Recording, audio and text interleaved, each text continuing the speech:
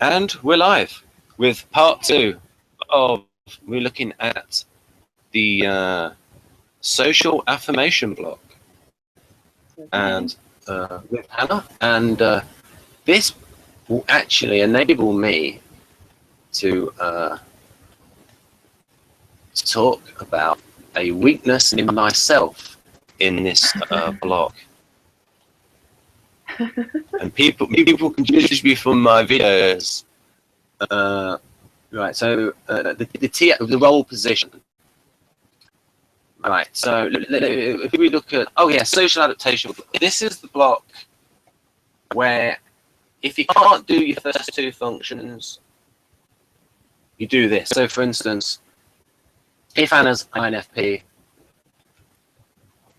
she prefers to use FI, reluctantly use TI, or depending on the situation, so adapting to the situation to use this function. And of course this function has been trained up, and believe me, Hanna has trained up her TI through your various studies.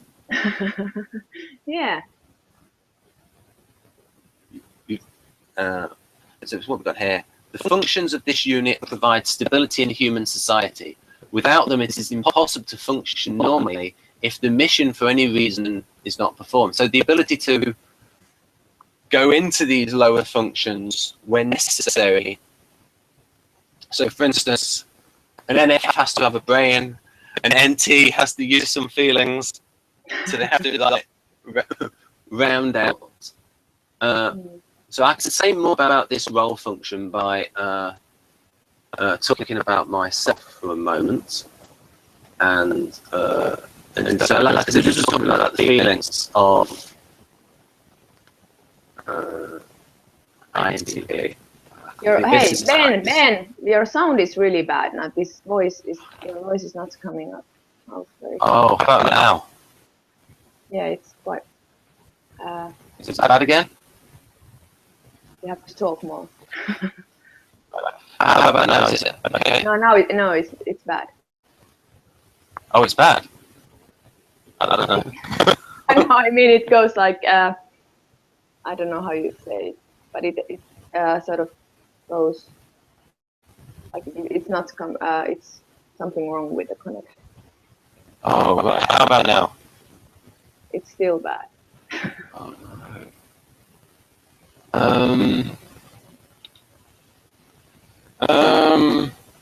I'll reload my tab. Yeah. People live experiences of this.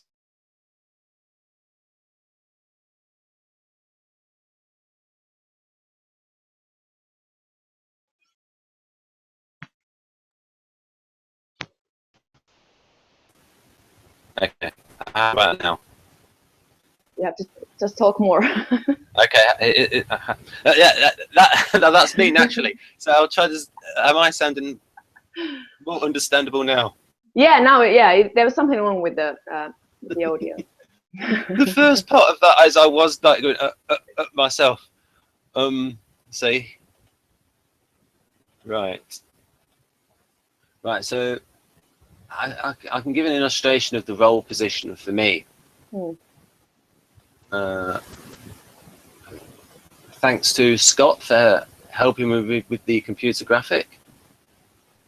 He's so enthusiastic about Model G that he oh right, we can talk about the okay, so it's directed towards society, so it's an externality.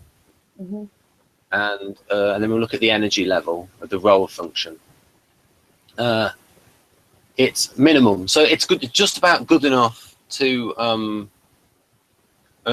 regularly able to solve repetitive simple tasks. So in the INTP, that would be, and that would come across as, people may have noticed in my behavior that I can be maybe rigid in my politeness because I'm following like simple rules. So I've not got the flexibility of somebody who is naturally better at it. So the INTP, when they develop their FI, they become maybe a bit more overly polite, over-mannered. but like because it's like a simplified version of it. So an INTP might oversimplify things and say, "Oh, no swearing. Always say please and thank yous." It's like the very like simplified because they've not naturally got an instinct for it, and so they will like stick to these rules. So I would like to stick to these rules. And yesterday, I felt I talked a little bit too much over Hanna, and again, that's an effort.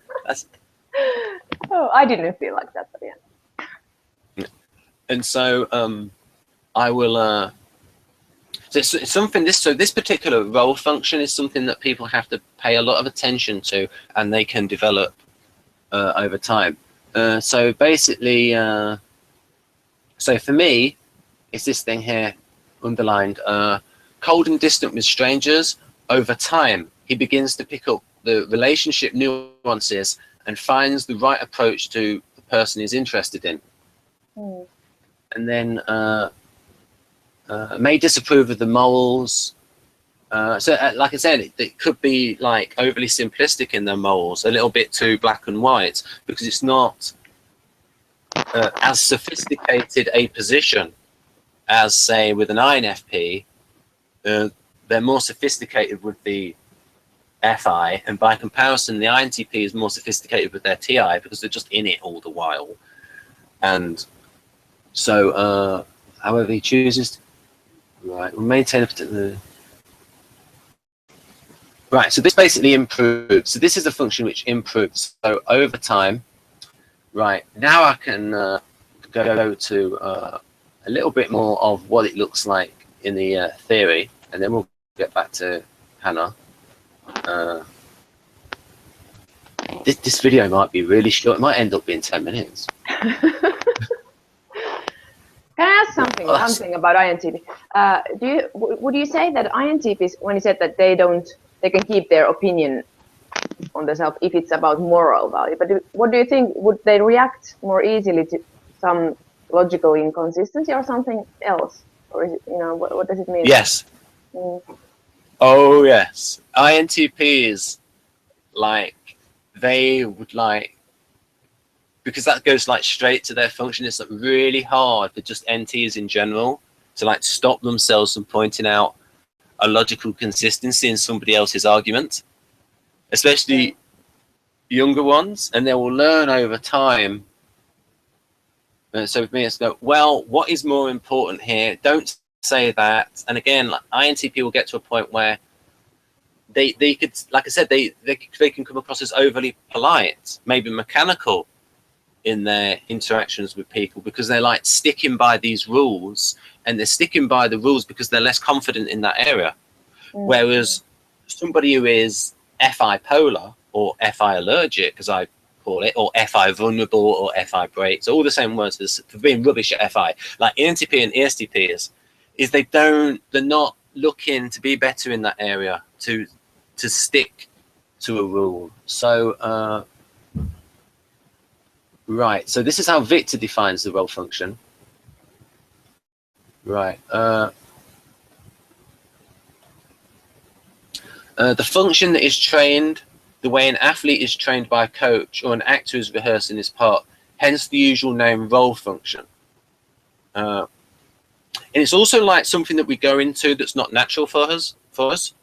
Mm. So it's like so for instance, David Kersey, he was a psychologist, but his type was INTP. So if you like interacted with him as when he was a psychologist with these teenage naughty boys, that he would be going into his role function of FI in terms of like the one-on-one relationships and relating with people. So he would have developed that role function that would have been trained up over time. But do you think that it's useful for us to spend time with people who are good at this role function? If it's trained like a code, in the same way. You mean like an INTP with an INFP? Mm. that it's good to have especially friendships or some mentor kind of like connection. Victor said that it's good in general to go outside of your quadra so that you can experience people of different types, people that value different functions. And so it's good for an INTP not to only hang around with ISFJs, ESFJs, and ENTPs, that they need to go outside of the quadra. So for instance, people have seen me in videos with Jeff, and I've learned a heck of a lot more about artisans and how they think, which is completely different from me. Yeah. And then of course you know more about how to understand those people. And also, in some respects, confirm some negative aspects, but also recognize the positive aspects as well. Yeah. Such as they might have a less than rigid view of following the law, but very good in the crisis. They will do what they see as useful, utilitarian actions. So this explains why when law and order breaks down, it's not guardians that are rioting and looting, because they respect the laws. It will be probably EPs and probably EPs actually. But again, other factors might cause that. Right. This second bullet point needs to be constantly trained or loses its effectiveness.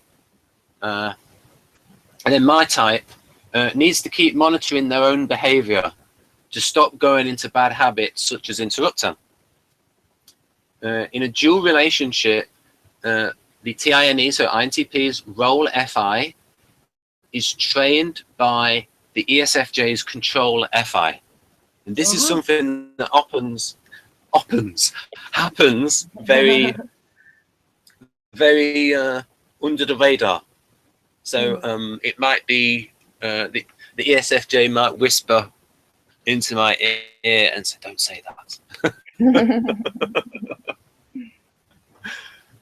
So yeah, so it's paired with the position in the control position. Oh yes. Tote model equivalent exit, because I didn't mention the tote model equivalent yesterday, and then I can mention it now. So Victor, again, using trans-contextual thinking, he compared for justification reasons. He compared people saying, "Oh, why have you got an upper series? Why are you saying it's going round in a circuit?" And he'll say, "Wait a minute. There's a tote model in NLP, which is a 4-step process for how you make a decision." And this also relates to praxeology as well. It's very similar. Present state. So basically, in order to get a desired state, you have to desire it in the first place. There has to be something that you want, which they were called super objective in a story. And we can also relate this to a story as well. And then you will take an action, and say an artisan will take an action to see how they go, and like would be cause and effect. Maybe INTP, INTJ would think more ahead, or INF, as we discussed yesterday, they would think about, okay, I want this thing. If I do this, what could happen? And then when they do that thing, they go, okay, did I get there? Okay, that didn't work. I've got to try something else. And I can give the example. When I'm writing something, and then I'll look at it and goes, is that good enough? So it's like, you do it, then you check it. If it's not good enough, you do it again, or you try something else, or rewrite it, and then you get to a point, and this would be like the exit phase, where you decide, okay, I'm happy with this, I'm going to exit the process. And so for me, that exit phase is, does it feel right? Does the dialogue feel appropriate? Is the dialogue, is it funny? Does that joke work? Is that joke slightly offensive? Is that joke slightly out of character? So it really is, and this is a way I've developed my FI, is because with humor, a lot of the time you can't really go by logic. You have to go with the gut feeling. Yeah. Oh, is this funny? Do I need, and then you also maybe a bit of logic might come in and say, do I need to build up to the joke a little bit more so that more of the audience gets it straight away? Yeah. And reading something on a page is a lot, because when you're reading something in a novel, of course, you can stop, maybe go over a more subtle joke and recognize it. But when it's live performance, it's gone, and they sort of like have to get it straight away. So you can't be as subtle, maybe. But then you could also maybe think, maybe it's one of those jokes where it doesn't matter if someone doesn't get it, because it's a joke that's in the subtext. It's like an in-joke. So like the people that don't recognize it aren't thinking, that's not funny, I don't get that. Whereas like if it's a level underneath, it's just that they missed the joke, the fact that there was a joke there at all. So that's what it's like for me. And then so the tote model, so comparison is the test phase. The operation is where you apply your resources. So ESFP uses FE to become the center of attention. ESFJ will use SE maybe to execute their desires. Test by comparing again. Exit from the loop when your evidence procedure tells you your outcome has been achieved. So what do you think of that, Hanna? It reminds me of Dario Nardi's book, where he explains or says that this, what is it called? The right prefrontal area. So the one that all the EP and IJ types use a bit more. That it is responsible of the making or of the decision when it's time to stop. So it's in control of the process, which is interesting because I didn't quite understand it, because I was thinking I couldn't quite grasp the difference between the left and right one, because the left one is the one that makes the decisions, the quick decisions. But the right one is the one which likes to be in the process, but it also is the function that is responsible for knowing when it's time to stop. So I think it was interesting, and that reminded me. This reminded me of the right side. Right. Do you remember that? Yeah.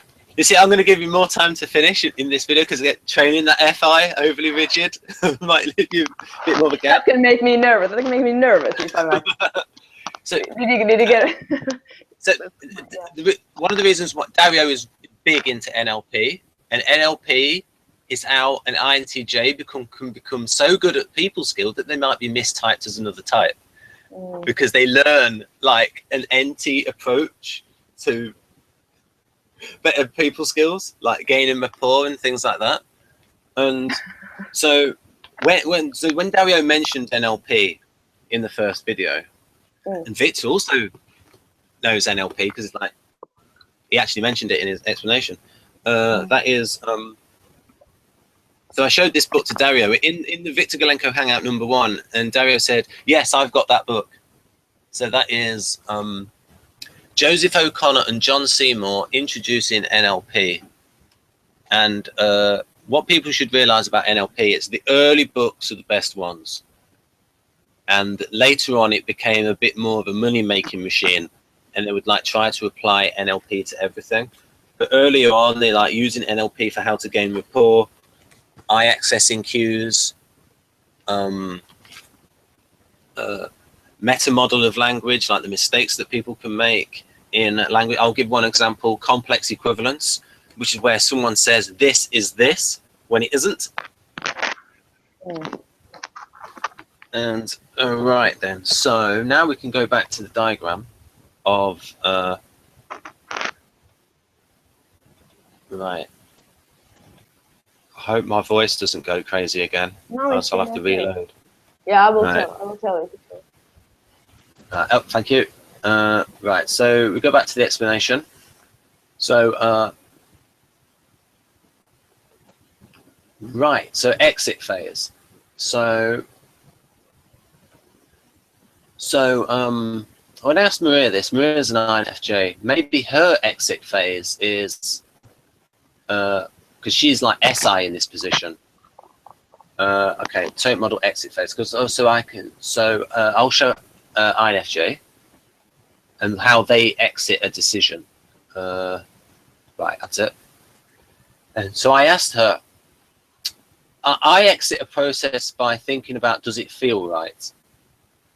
INFJ will exit the process, the activity that they're doing, by thinking, and I know people might think, Ben, you really are splitting hairs, is they will go by, do they feel comfortable with the results? And if they feel comfortable with it, then they'll, because they're satisfied, then they exit from the phase. Now, some people are probably thinking, this is a bit INTP, making connections between things. There's like, yes, there's a vague similarity, but so now we can go. But hey, so now, yeah, but would you say that it's better to in order to really see this role function, it would be better to observe older INFJs or INFJs? Yeah. This is something that really develops with age. Like, again, like when Victor put over time, because it's something that people have to use. I can give you an example. I've done some videos with Alina, and the first video I did with her, she's in a red jacket, and she did this when she was at work, and she actually said she was in her role function. So she's like in her TE role function, and so she was more business-like in that role. And so for ESFJs, they can have a split between work mode and home mode, and also with ESTJs as well, because their role function is FE. So they might be a completely different person when they're not actually supervising people. So yeah, developing the role function. And it can be worked on because it's very similar to the lead function, because it's within the same Jungian temperament. So for instance, if you're ENFJ, Hannah, then TE is quite similar to FE. Yeah. And TI is quite similar to FI. It's just that they can't be used at the same time. It's like they're so similar that they like fight each other over the same area of judgment. Do you like, think that? Yeah, but do you think? Sorry, I'm interrupting you now. I don't care. Yeah, but I don't care either. So you know, you don't have to apologize me. But do you think that this role function is more prominent in some public occasions, or how do you think it's how do you think the division goes, or does it depend on what the role function actually is, or is there a tendency to take to have this role function on in certain kind of? Yeah, this is what I say about the models, is that the functions are not equal. It's that certain functions. So for instance, ESTJ. Any like T lead is going to have a role function of FE, and so in certain situations that call for FE, you're going to see that, because it's also a function that's so easily seen. With ENTPs, you might see their role function of SE, in that you might say, oh, they're being very competitive in that debate. So they're going into their competitive role function. Maybe INTP, where you see their FI, maybe you would see that in like a closer relationship. Oh, I'm seeing a different side to this INTP. They're being quite sensitive, something like that. Certain of the other ones, very hard to see, like say with the NI leads. How to observe the role function? That might be in their private use, where it would be, oh, that INTJ, they're learning how to take care of themselves. They're very concerned about their physical appearance or the type of food that they have. And that has developed over time. And they learn to get better at that. But yeah, you're right. Certain functions are more noticeable than others. I mean, a lot of sensing types will notice NE as he's tangenting again. He's going off the straight and narrow is not staying on point. So, but yeah, what other functions in that position? TI, I suppose, if you have an FI DOM using logic, they will get better at logic over time. I have, because I have studied philosophy, but I don't know if I'm INFP. But nearly all INFPs would, and even if ENFJ, they would get better at TI over time because they're hot for TI, and they will develop it. Anything that is a preference. So one of the things about geniuses is that not only are they very intelligent, they have an enormous enthusiasm for the thing that they are intelligent of. So for instance, you'll notice with genius mathematicians is they really love mathematics and just spend so much time on it. Whereas you could have, maybe if that same person was born without a love of mathematics, they wouldn't have developed it. I think there's a theory that says that you need to spend 10,000 hours on something before you can become an expert at it. Unfortunately, yes, I believe that. And again, that would suit, say, certain types, say guardians with music. Yeah. All that practice. But of course, you've got to have the skill, but the practice necessary. And so you might have, say, an artisan who likes to, if they've not, there's loads of people with skill. They have a load of talent. There's a load of writers. And I have a go at myself for this, is that they need the work ethic in order to work on those skills that they have. So that comes into it. What else? Oh yes, Dario, when you talked about the brain, just to make it clearer, is the actual preference of all of the judges in all the types with all the right-handed types with a judging function in the dominant position had a slight preference for the prefrontal one. So the area of the prefrontal lobe above the left eye. But the preference is only slight, a few percentage points. And it differed with types. So some types were closer using both, and then some types were, I don't remember which ones now, but some types had a bigger difference. Yeah, and right-handed ESFJs are the most left-brained type. Oh, okay, you remember, yeah, okay. Yeah, as you're right, certain types showed a greater preference, and all the types with a perceiving function in the dominant position favored this part above the right eye. What else? But again, the preference was slight. But in terms of organizing in the world, I still find validity in the MBTI JP questions because it's easier to see it in real life. And I think people have to be extremely careful when writing tests for those JP questions, because you have to differentiate between how somebody is organized internally and then how they then try to organize the world. So INTP is mentally organized, but they lack the energy and organizational ability to then organize the world because they don't want to do it. They want to stay in their head. So if you see the way an INTP operates, it goes, whoa, this person's a perceiver. They're not scheduled. They're not on time. They don't implement things. They get one idea, is replaced by another idea. They don't stay focused. So in terms of, but internally, they're organized, they're doing graphics, they're doing diagrams and models. So people have to, whereas for extroverts, the JP is clearer. You can see the division. So, but then subtype might get into it. So what were you like on the JP questions, Hannah? They have always been quite in the middle.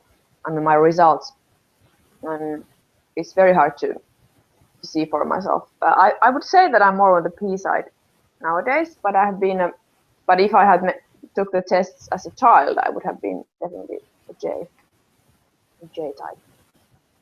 So who knows? Right.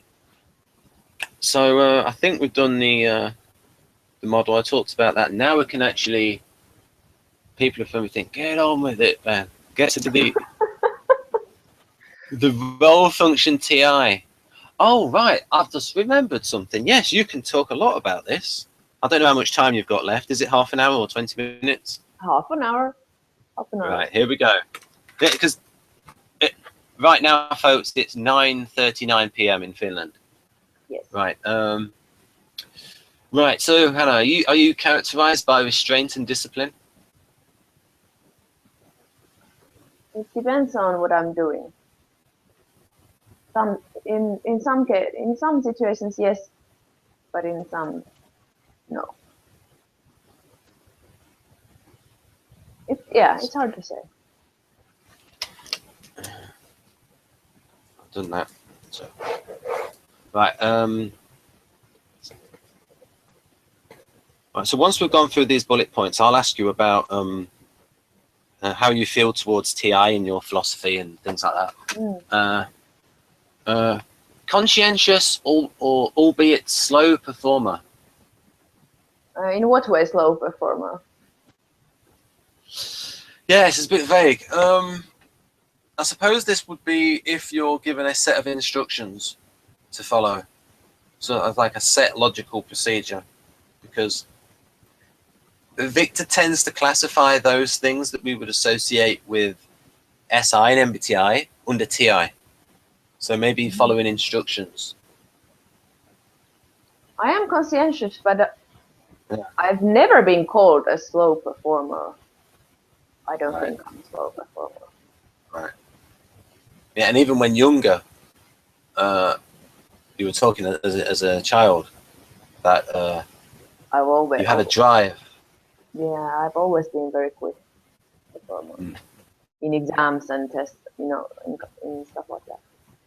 Right. But again, Viktor typed you as an ENFJ rather than an So it would. So TE would be my role function. Yeah, and that would just be a case of you put feet. So instead of organizing people based on productivity, you would organize people based on the harmony. So you can imagine, a coach in a sport. What's your favorite sport, Hanna? Ice hockey. Of course, ice hockey. I mean, ice hockey. Right. Ice hockey. I'm in Finland.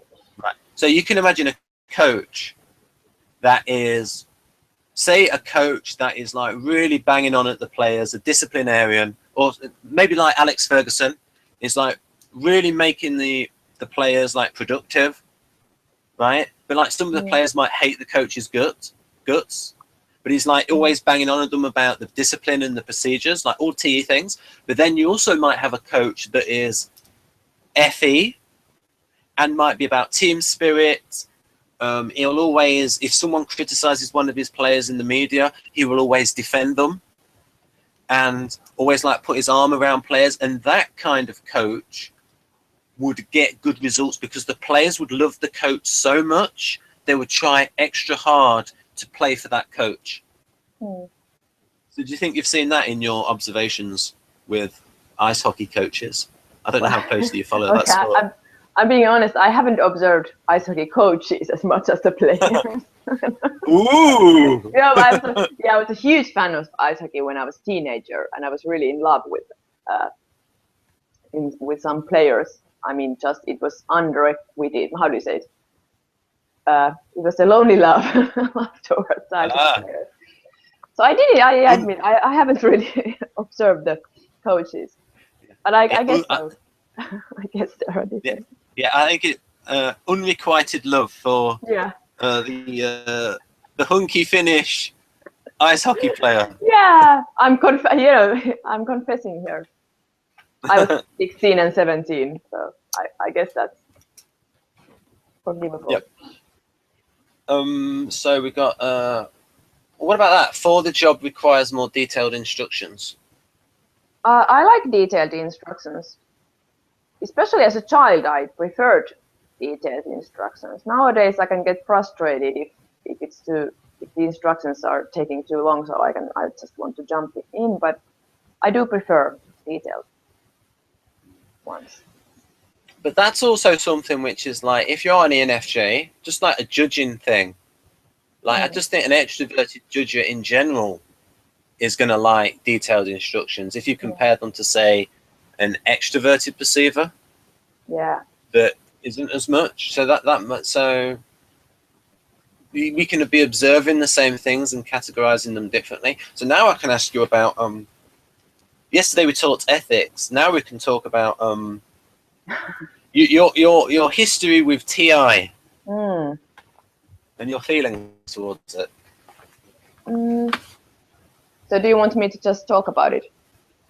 Well, you're just basically, because you've done philosophy, almost like your own thoughts on the ethics versus the TI and what you've learned, and basically show the audience how logical you are. I'm not. I wouldn't say that I'm that logical. I struggle with logic a lot more than the people that I assume are INTPs or ENTPs, and I admire their skills a lot because I realize that I lack those skills myself. But it's also been very helpful to observe them. I had my former, well, he retired, but my professor, I think he's INTP or ENTP, either or. Anyhow, his TI is extremely strong and well used. And he's very intelligent. And it's just like watching a show when he's giving a lecture, because he has all this knowledge in his head, and he's just amazing with this what is it, transcontextual thinking. Oh, what did you say? What was the word? That he uses different. He can immediately see if someone talks about, a student talks about something, and he will say, oh wait, this is like this and this and this, and he will draw examples from the history and always he's very clear with his explanations. So he has this ability to really see the core structures of arguments and core ideas of any theory. Even, some philosophers in history have been really complex writers. I mean, seriously, like, most people don't understand anything. And he has this ability to just see. It feels like he sees the idea of the writer immediately. And I think that's some kind of a gift or gift of TI, I would say. They are, even though sometimes TI can seem very complex, but it's just because most of us don't use TI, so it seems complex to us. But but it's been really inspiring to see that. But of course, I also feel that I lack something as being in a philosophy and not being able to see that kind of things as clearly. But doing that course, you are in the TI big leagues. So compared to most other people, you're like in the Premier League of TI. Yeah, I am, and it's funny. And also another thing is that not only this professor, but the people who are studying philosophy, they are very fast if they are listening to the teacher or presenter or whatever, they are very fast in forming arguments, like counter arguments. So they can really see the logical fallacies, and they immediately. Whereas I need more time.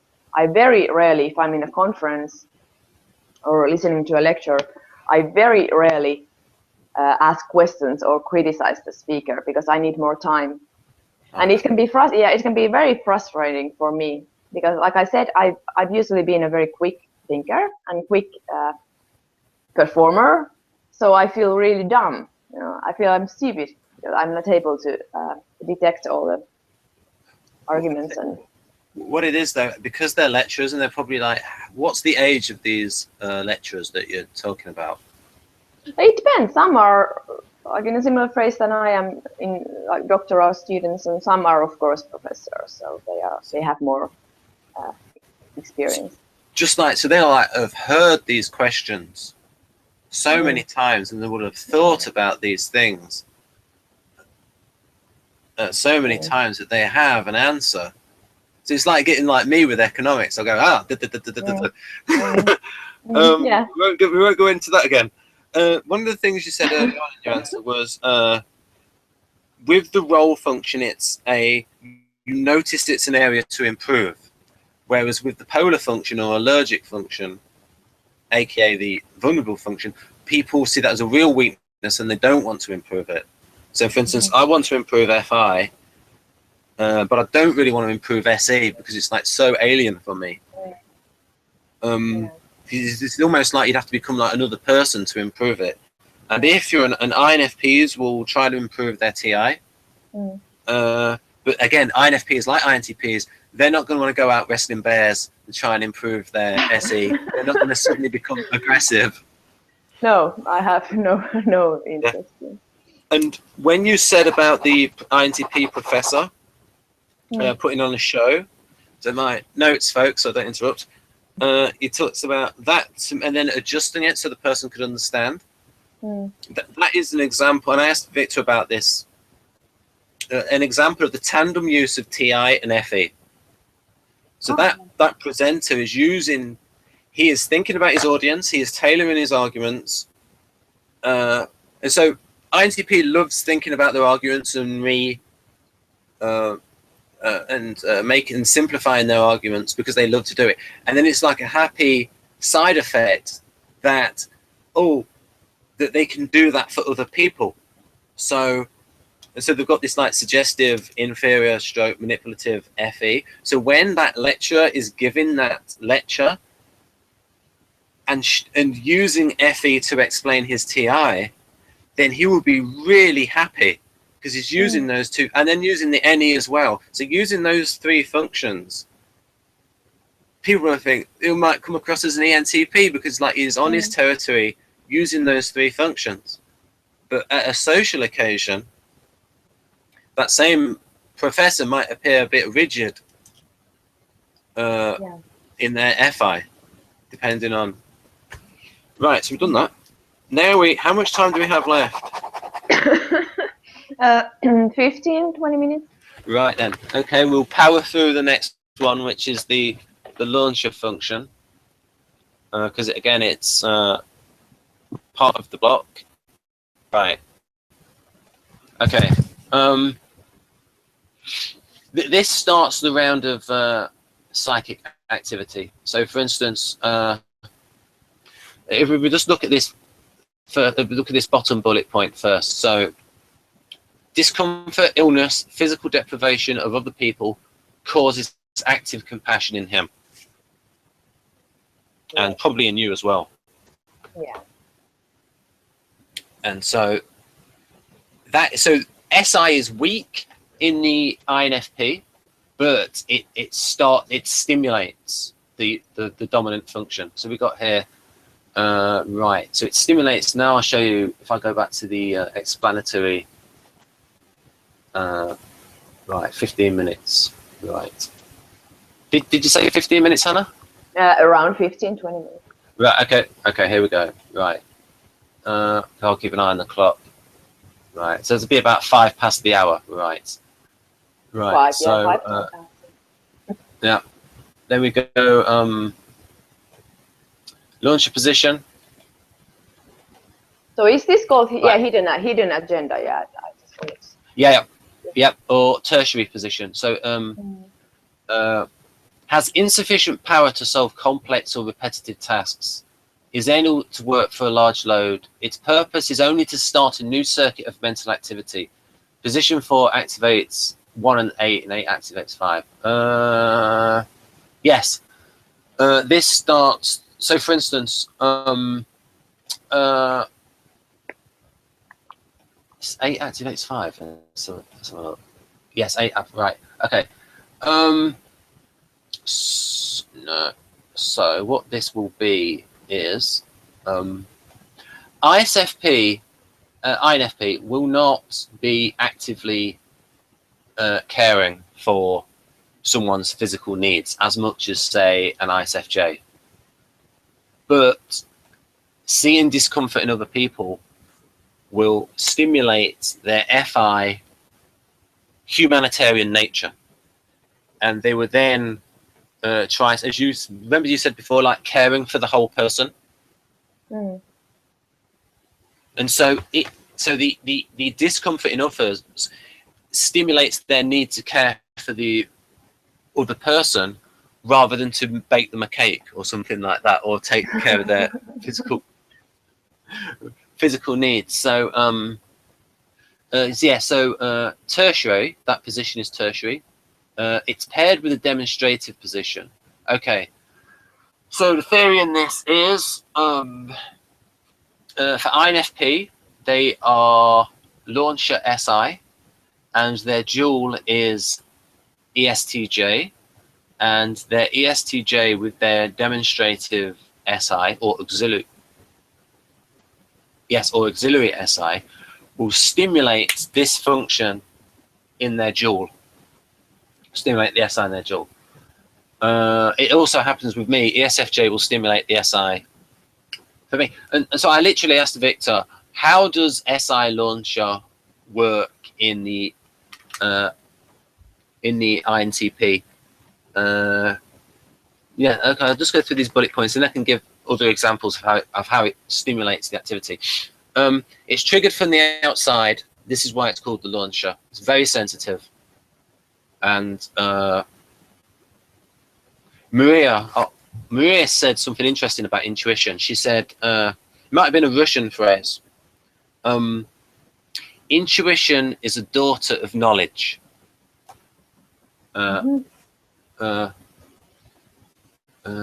Because this function is very sensitive, it's actually chronologically first in the sequence. So you're actually taking in information through the launcher position rather than through the dominant position. It's just that it stimulates the dominant position. Right, so now to explain that, I can go through some examples, and then we'll go back to INFP.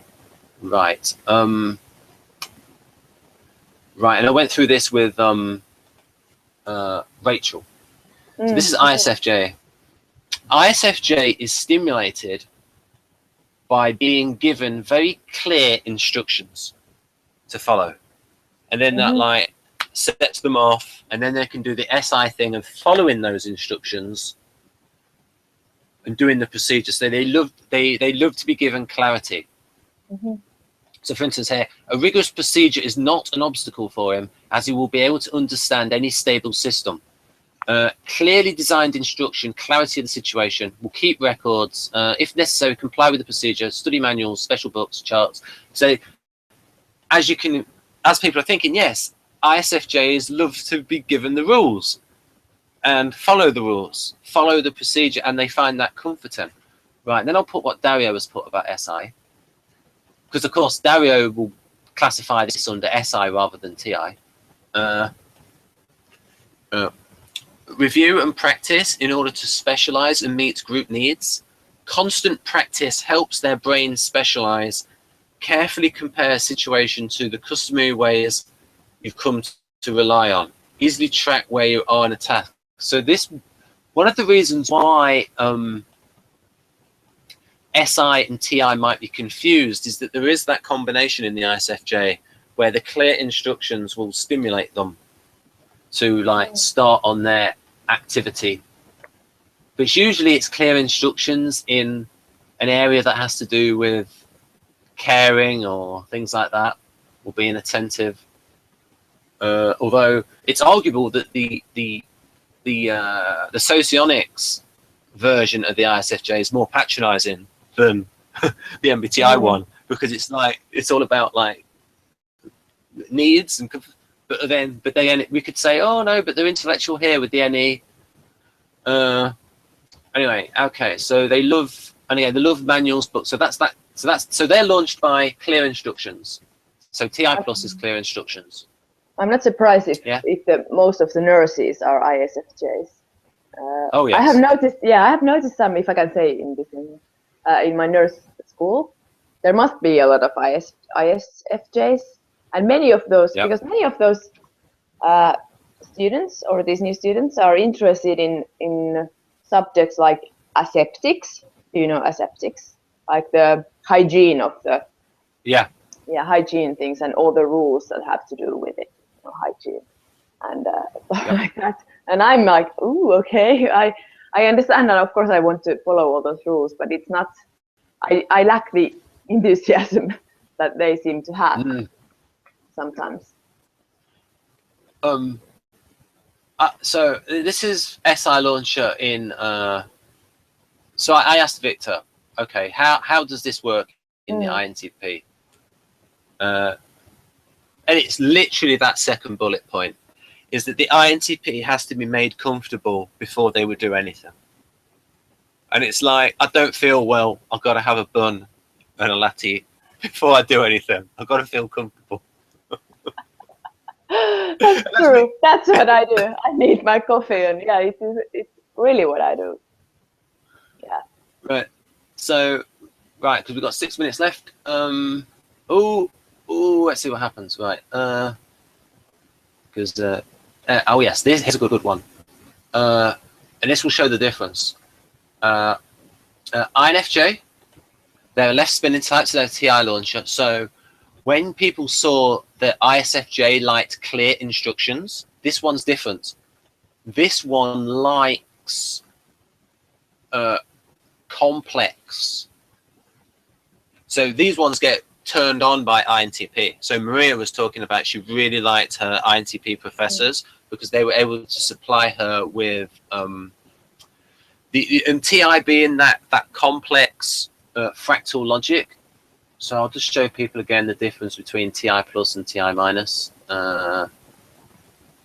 Right. Where is it? There it is. So ISFJ is like clear rules. So again, TI plus, structure that's proven to work, linear, uniform logic. Logic of fractal structure. This is your pure INTP stuff, looking at things from different angles. So for instance, analogy, cylinder, you see it from the side, it looks like a rectangle. You see it from the end, it looks like a circle. You combine those two angles and you can see what it's like. So you can have a similar thing if you look at a topic. So for instance, if you want to try to understand a person, you can look at their Enneagram, you can look at their Kersey temperament, you can look at their SOCIONICS type, you can look at their upbringing, and all of those things. And you can even look at their hormone levels, see what their hormone levels are like. It's another angle. So INFJ is hot for this. So this is why INFJs can be very intellectual. Right, so then we go to the INFJ profile, which I think is this one. Yep. And so then I can talk about Maria and the difference between her and INFJ. Where it says here, may become disorganized and all that kind of stuff, may feel lost in an unusual, complex circumstances. Right, I was thinking, but Maria studied chemistry, and she's like a brain box, and she's an Enneagram 5. So I said, how do these two things jive together? That in Victor's model, that you have low energy TI, but you're an Enneagram 5. That seems like a bit of a contradiction. And what she said was, it depends on the subject, because the Enneagram 5 subjects are more abstract and it's what they're passionate about, whereas this TI launcher is more following laws and systems rather than something that they're specifically enthusiastic about. So again, knowing about Enneagram can help things in this matter. Yes. Right. So the difference is somewhat random. May feels lost. Right, brief, clear instruction. There's a difference, isn't there? Brief, clear instructions whereas ISFJ wants detailed instructions. So there's a difference. Yeah. Oh yes, here's a difference. This would upset ISFJ. System changes and rearrangements do not upset him too much, but rather invigorate and help stay focused on the principal goal. So INFJ, more flexible than ISFJ, because they have the TI minus rather than TI plus. So now we can go. So people are getting the idea of this launcher function, that it's weak, but it's very powerful in terms of information. And that's one of the things about the Energo model, or Model G, is that it has two axes to it, information and energy. Right, so now, with there not being much time left, I can now ask Hanna about, SI. Yeah, that's that one. So, Hanna, are you modest and undemanding in everyday life? With regard to some concrete things, or I think it's this is in the area of oh dear,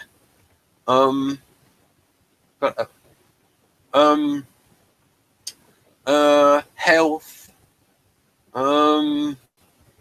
health, aesthetics, internal dynamics, that sort of thing, I suppose. Well, yeah, I don't need fancy dinners or anything like that. I'm very modest with food. No. And then I do like to live in aesthetically pleasing surroundings. So I'm quite particular about, for instance, color schemes at home. So I will be annoyed if they are not. But it doesn't mean. But I don't require that everything is like expensive or something. I don't have a need to show off in any way. No. I don't like traveling, so I don't have any needs like that. I should be given some kind of exotic trips to anywhere. I've put here as a note. Doesn't require the latest Gucci bag. No, I don't require. But I do like buying. I do like shopping. But like I've said in some other videos, it's more about authentic style than about fashion. They are two different things. Yeah, very good. And 3 more bullet points before we both go. Yeah, here we go. Rejects delighting in feeding or showing us an appearance. So, so what does this reject delighting in feeding? So does it mean that I don't like fancy dinners? Well, I suppose it means that INFPs aren't gluttons. They aren't stuffing their faces full of food. Well, I have the fat genes, like I told you, so yeah. I do like to eat. I have good appetite, but I don't require, that my partner would make me sushi every night or anything like that. And I do dislike showiness in appearance, meaning that I have never felt any attraction towards these sleek, Hugo Boss kind of suit men. I don't really like any sleekness in because I see that as showiness in a way, or expensive price tag or whatever. It's a turn off for me. So and this could be related to societal factors and yes, especially with women's clothes. What are your thoughts in that area? Because it might relate to this preference. Yeah, I do appreciate people. It's more that I don't care if the clothes or whatever are expensive or not. What I do appreciate is if I see someone who has a coherent style, so someone who clearly has a clue what suits him or her. So that I appreciate. I just don't care if it's expensive or not. And if I see that someone is dressing just for the price tags, then it shows me that okay, this person clearly values something that I don't. Right. So it's so it has to do with it. side of If it. you talk about these next 2 bullet points, while I'm going to find an image on Google and then show it. It's a Doctor Who, the 6th Doctor, and about what his costume looked like. So if you talk about those 2 bullet points, I'll go look for that. I'll so quickly go find faithful to, faithful to those who provide him with such support. With such, what is such support? It'll be like SI, people who are given, like, taking care of that kind of thing. Oh yeah, I'm married to a probable SI lead. I'm not sure, but I believe he is. I appreciate SI very much. I have always loved the comfortable air of SI ego types.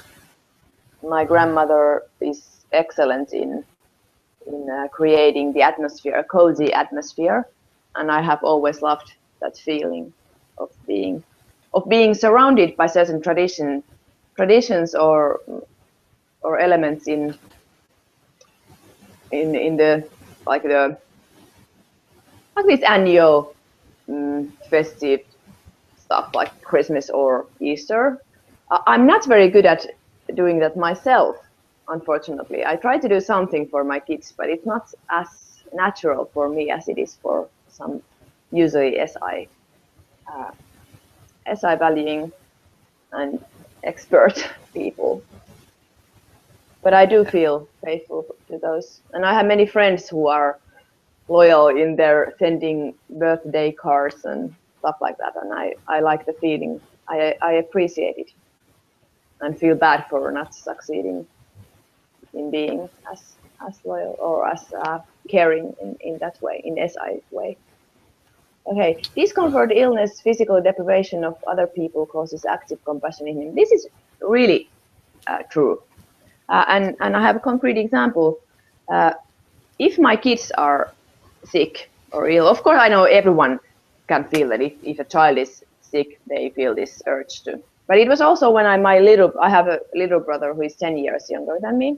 So when I was a teenager only, and if he was sick, I felt really strong need to take care of him and make sure that he's feeling okay. And it's the same with my kids, that I'm at my best as a mother when my kids are sick. And also if my husband is sick, I feel very compassionate and I want to take care of him. So it does motivate my caretaking. Right.